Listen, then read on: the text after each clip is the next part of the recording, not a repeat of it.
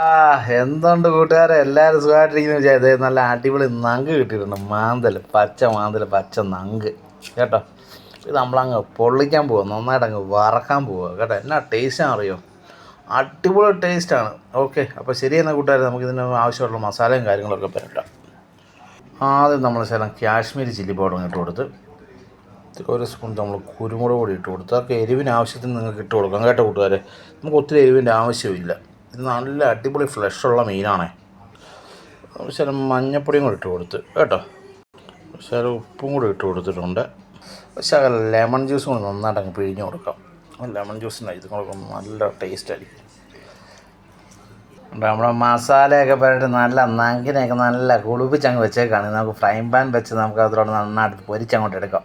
എൻ്റെ മക്കളെ എന്നാ ടേസ്റ്റാണ് അറിയുക. ഒരു രക്ഷയില്ലാത്ത ടേസ്റ്റ് ആയിരിക്കും.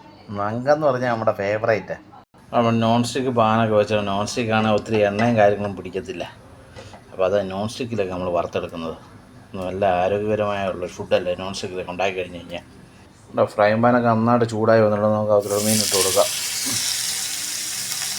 നമുക്ക് നന്നായിട്ടൊന്ന് മൂടി വെച്ചൊന്ന് വേവിച്ചെടുക്കാം, വറുത്തെടുക്കാം. നമുക്ക് ഒരു സൈഡൊക്കെ നന്നായിട്ട് വന്നിട്ടുണ്ട്. നമുക്കൊന്ന് അടുത്ത വശം കൂടെ ഒന്ന് മറിച്ചിട്ട് നമുക്ക് നല്ല അടിപൊളി ചോറാൻ കഴിക്കാം. ഒരു സൈഡ് വെന്ത് നല്ല സെറ്റായിട്ടുണ്ട് കൂട്ടുകാരെ. കണ്ടോ മക്കളെ, നമ്മുടെ നങ്കക്കാരെ സെറ്റായിട്ട് വറുത്ത് വന്നിട്ടുണ്ട് കേട്ടോ. അപ്പോൾ ശരി എന്നാൽ കൂട്ടുകാരെ, ഞാൻ നന്നായിട്ട് വിശക്കുന്നുണ്ട്, ചോറൊക്കെ ഉണ്ണട്ടെ. അപ്പോൾ അടുത്ത വീഡിയോ കാണും വരെ ശരി, സ്റ്റേ ട്യൂൺ. നങ്കൊക്കെ കിട്ടിയാൽ ഒന്ന് വറുത്ത് കഴിക്കണം കേട്ടോ.